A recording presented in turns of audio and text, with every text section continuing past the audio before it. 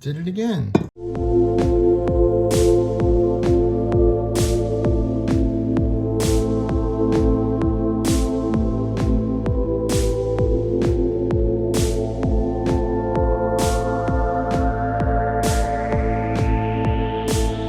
Hey, beautiful, creepy people. Welcome back to another reading vlog. Today is a beautiful day. The sun is shining. It's nice and cool and breezy out. It almost feels like a fall day. The weather just screams for another reading vlog. So that's what we're gonna do today. Today I'm gonna be digging into Twisted, Tainted Tales. This is by Janine Pipe. It is the very first book by Janine Pipe. Janine has had several stories published in the last year. It's pretty amazing how she's made a name for herself already. And I will do a little disclaimer here and say that Janine is a friend of mine, but if there is a story in this book that I do not care for, I will tell you. I just always try to do so in a respectful and honest way and try not to hurt feelings, because that's just called being a jerk. But I actually met Janine through writing. She read my book, Autumn Crow, and really enjoyed it, so she started emailing me, and then I started reading some of her work that she sent me, and I really enjoyed that. So I'm just really excited to see what else she has to offer. This book has been getting some amazing reviews so far. Like, this has been blurbed by Brian Keene, Tim Meyer, Hunter Shea, a lot of really big names in the horror genre. So what I'm gonna do is go ahead and eat my Pop-Tarts, drink my coffee, and then we're gonna get to reading.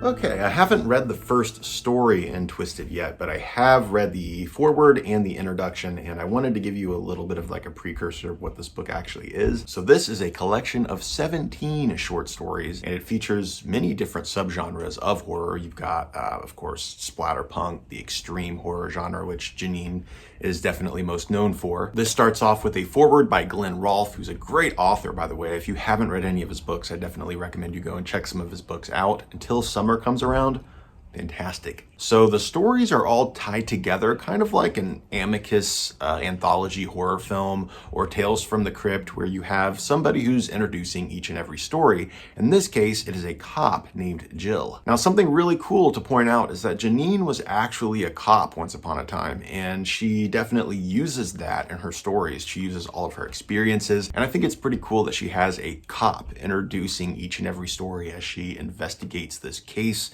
about this writer who has disappeared, and this cop has now stumbled upon all of her unpublished writings. And the majority of the titles for these stories are actually old, like 80s rock songs. So this definitely has a lot of that 80s retro appeal. So excited to read this. I'm going to get into the first story right now, which is called Footsteps. All right, so I just finished the first story, which is called Footsteps, and this was actually nominated for a Splatterpunk award in 2020. I don't know if it won, or if I don't even know if the winners have been announced yet. I can't remember, but I think it definitely deserved that nomination, because this is a very strong little story about a couple of friends who are going camping out in the woods, and of course there is a werewolf, and it gets very intense and pretty bloody. It's not like there's a lot of stories in here supposedly that are extreme horror. I would not call this one extreme horror. It definitely has a lot of bloody images and stuff, but it's not necessarily extreme. But I thought it was a really strong story. It definitely reminded me of The Descent, which is one of my favorite films of all time. That movie is so much fun, and this definitely had that vibe about it. And actually there is a little note at the end of the story that goes over like the inspiration for the story, and Janine Pipe actually mentions The Descent. I picked up on that right away. Really strong little story. I definitely enjoyed it. So the next story in this book is called When Doves Cry. So I am excited to read that. I actually think I'm gonna go for a walk to the cemetery and read there for a little bit. So let's go. Okay, yeah, you know what? Never mind. It is super windy outside, just so windy, and I don't think I'm ever going to be able to read out in the cemetery. The pages would just be flying everywhere. So instead, I just went ahead and stayed home, and I read a couple more stories out of Twisted. The second story in the book is called When Doves Cry, and this is much, much different from Footsteps. This is much more of a gothic Victorian piece about this girl who is homeless and she needs to find refuge. So she ends up staying with a man one of these two people are not who they seem to be. This was a really good story. It's short. It's more of like a flash fiction piece, but it was cool getting to see Janine write something a little different. It's not her usual like bloody extreme kind of story. It's definitely a little more subtle, a little more subdued. I Want to Break Free is the third story, and this was cool. This was about a girl who has been kidnapped and she is being held captive. You get to read the story from both the perspective of this girl and the man who has kidnapped her. Again, nothing is as it seems. I really liked this. It was pretty messed up. You got to see a couple of different perspectives, and it kind of turns them on their head a little bit, and it was really interesting and definitely a lot bloodier, a little more disturbing, and I really enjoyed it a lot. It was pretty cool. And then the next story that I read is called Man-Eater, and did not realize this when I went into it, but the character in Man-Eater is actually named after me. That's something that Janine really likes to do. She will take different authors that she's friends with, different reviewers and people that she knows, and puts them in her stories. Of course, the characters are not really at all like how we are in person. Like the Cameron in this story is nothing like me at all. It's mostly just she named the character after me. Really cool to see that though. She's already killed me off in a story before actually on Patreon. So it was cool getting to read about another me possibly getting killed off. You'll have to read the story and see. So that's the last one that I've read. I am about 50 pages into the book. So what I think I'm gonna do is get a little bit of writing done. I'm gonna edit a video and then we're gonna dive back into Twisted Tainted Tales.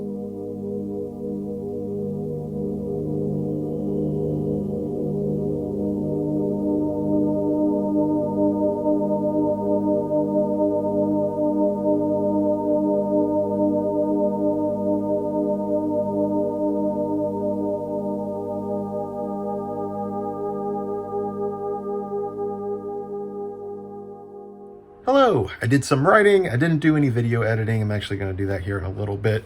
But I did do some much needed writing, and then I read a couple more stories out of Twisted Tainted Tales. So the next story on the list is Man-Eater. And this one, yeah, now we're getting into the splatterpunk. So this is basically about a one-night stand gone insane. There's a lot of sexual content, very graphic sexual content, and a lot of extreme blood and gore. So if you don't like sex in your horror stories and you don't like a ton of gore, that one probably won't be for you. In fact, I can guarantee you it's not gonna be for you. I had no problem with it myself. I kind of unfazed by most things, but it was yeah, pretty dark and deliciously twisted, let's say. Next up, we had something much, much different. This one is called Sweet Child of Mine. Man, I keep getting these songs stuck in my head now. I've had these 80s songs stuck in my head all day long. But anyway, this one is a lot different from the last one. This is about an imaginary friend. So this one is much more of a ghost story. And it is super creepy. Just the classic like chills going up your spine at the end of the story. Really, really good. I love stories about imaginary friends. I've said that before. This one was super, super creepy. So I liked that one a lot. And then the next story is called Tainted Love. And we are getting into the more sexual realm of things again. This is very much like You by Caroline Kepnes. So if you like that, this definitely had that whole like obsessed love kind of thing going on. But so far, I'm really enjoying this. I would say my only nitpick so far is the fact that even though I really like Janine's author notes at the end of every story, they do kind of pull me out of the overarching story of the anthology. So of course you have an introduction to each story by Jill, who is our cop, and then you have each story that this missing author has written. And then at the end of those stories, you have a note from Janine, the author, going over the inspiration for the story. And that does kind of pull me out of it because you have so many different viewpoints. You have Jill's, you have the story, you have Janine. I feel like all of Janine's notes should have been gathered up and put at the end of the book as like an afterword or something, just going over each story. But having those author's notes is better than not having them at all. So I'm just glad that they're here. Anyway, I think I'm gonna do a little bit of video editing, and it's definitely still too windy to go to the cemetery and read, but maybe a walk would be nice. Get my blood pumping.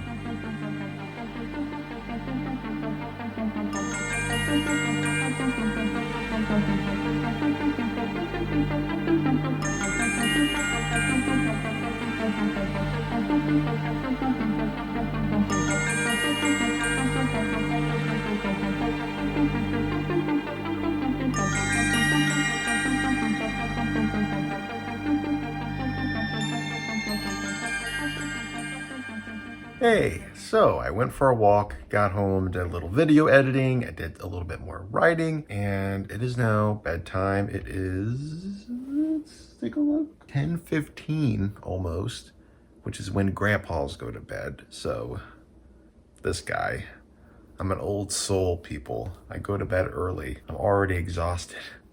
I'm always exhausted. I read one more story before bed, and that one is Lost in the Shadows. And this one is about a drive-in in the 80s, and there are some missing kids, and you are kind of figuring out how those missing kids connect to this drive-in. So this one was super short. It's flash fiction. It's only like, I don't know, 4 pages long, maybe 5. Nice, solid little story with a very, very dark little twist. Wow. So yeah, I'm gonna get up tomorrow morning and we're gonna do some reading, do some writing, do some video editing. It's a Saturday, but the work never stops, never. So I'm gonna go to bed and I will see you all in the morning. Bye.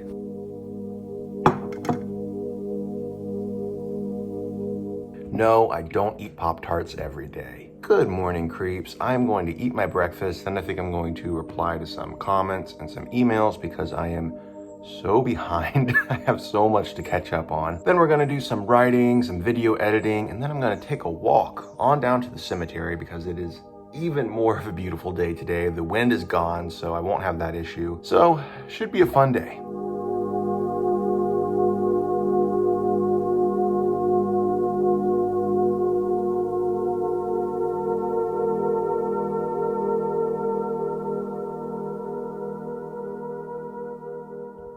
Hi.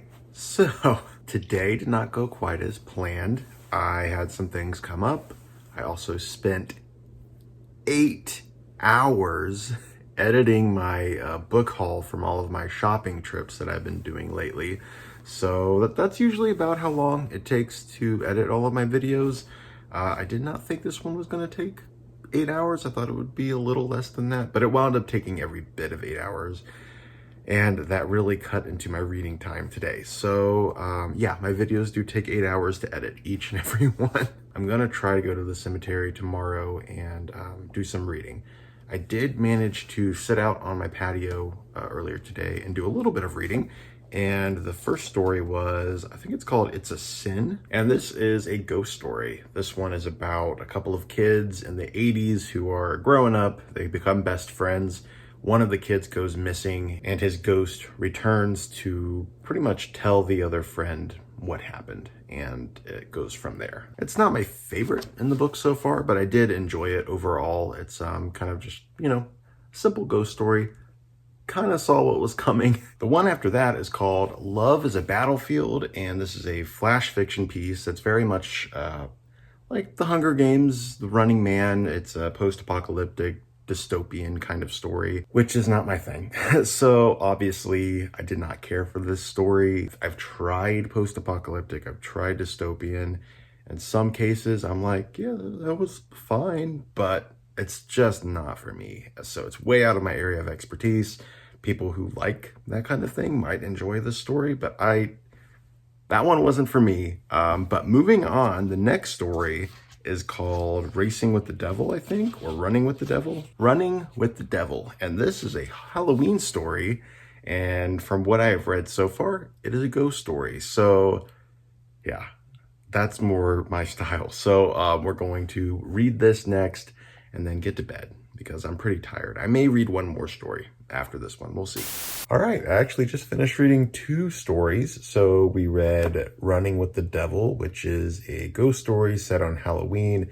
It's about this local legend about this old horse-drawn carriage that ends up crashing into this place in the woods. And I really liked this story. It had a lot of atmosphere. I really loved the Halloween vibes, of course. And then just that whole feeling of like there's this local legend in town that everybody talks about. It's familiar and cozy.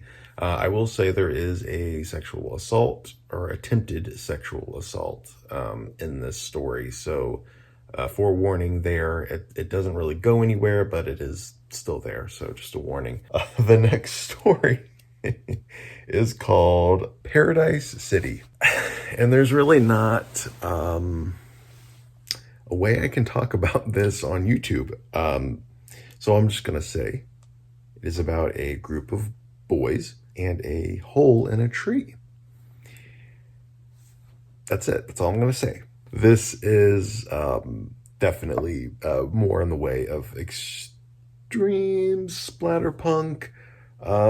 It's a crazy story. Very vulgar. So if you don't like sexual things in your horror, if that kind of skeeves you out, it's meant to. But if you just don't want to feel that way, then don't read that story because it's pretty graphic. Did it bother me? No, it didn't. It's weird to talk about a story like this out loud, but reading it, I am totally desensitized. Anyway, I'm gonna get to bed because I'm super tired. But yeah, I have just a little bit more of this book left. I'll try to finish this up tomorrow. So go to bed. In the morning, we're going to go to the cemetery. Fingers crossed it actually happens. Good night.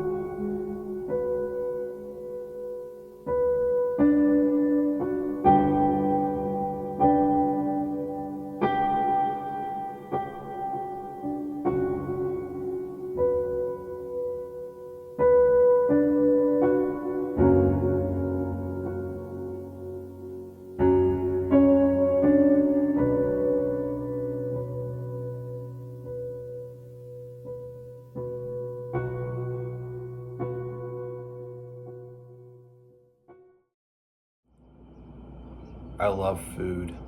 Hey guys, I just got back from the cemetery. I read a couple of stories, I'm having some lunch. So I read School's Out Forever, and this is actually based off of a real life experience that Janine had where she and a friend of hers went to this old like boys school where a bunch of problem kids were sent.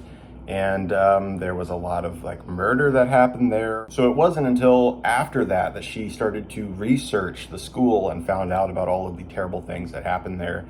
So this story is pretty much based off of her experience exploring this school. And so far, this is my favorite story in the book. I just loved the atmosphere and the details. You know, I could see it in my head like a movie. I loved it. That's my favorite one so far. The next one is called Living on a Prayer, and it's about these 2 kids that are going camping with their dad. Their mom was recently murdered, so they have a lot of grief over her death, and she may be paying them a visit during their camping trip. And this was a really It's a sweet story. It's very dark at the same time. It definitely has a Tales from the Crypt kind of vibe, which is like my favorite thing ever. So I liked this story as well. It's not my favorite, but I definitely did enjoy it. So it looks like I only have 3 more stories left, and the next one is called Bones of Boarded Up Baby Bodies Buried Behind the Bath Panel.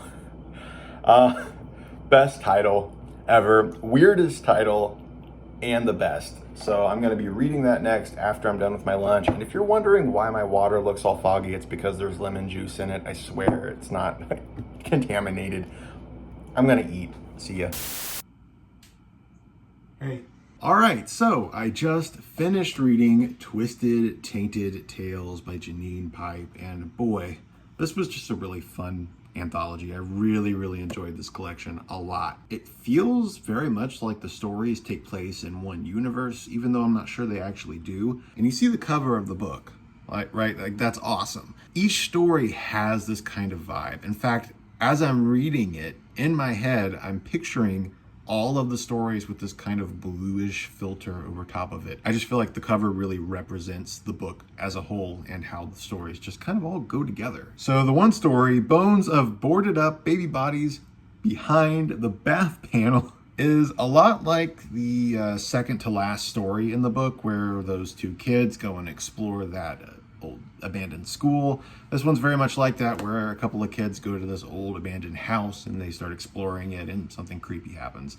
So it's very similar to that. It's still cozy. It still gives me all those nostalgic vibes, but it was very similar to that one story. I think I liked that other story a little bit more, but this one was still fun overall. Next up is a story called Nobody's Fool, and this is about a kid named Axel who is having these night terrors. He's waking up screaming from these horrible dreams, and his parents are trying to figure out what's going on with their kid. He's not exposed to anything scary. They don't let anything like that in the house. There's absolutely no reason why he should be having these nightmares. And even his psychologists and counselors can't really figure out what's going on. Of course, they're going to figure out, and it's probably more than just dreams. And this was a pretty cool story as well. I really liked the twist. Had a very interesting twist that I didn't really see coming. And the last story is called They, and it's another one of those like early 90s stories where a bunch of kids, there's this storm grate, and they think something might be inside of it, like a killer clown or who knows what. So they decide to go down in this one by one and see if there's anything in there.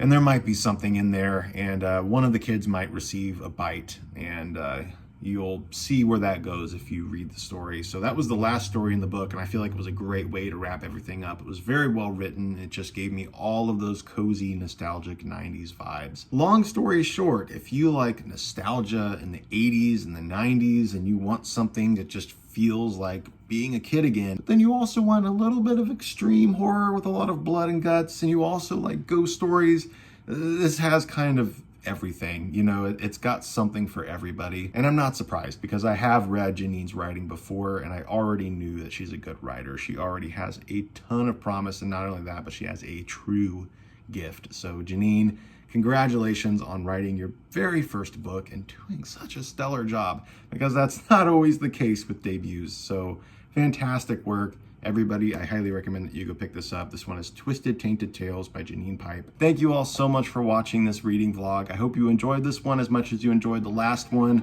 Thank you again for watching, and I'll catch you in the next one. Later, creeps.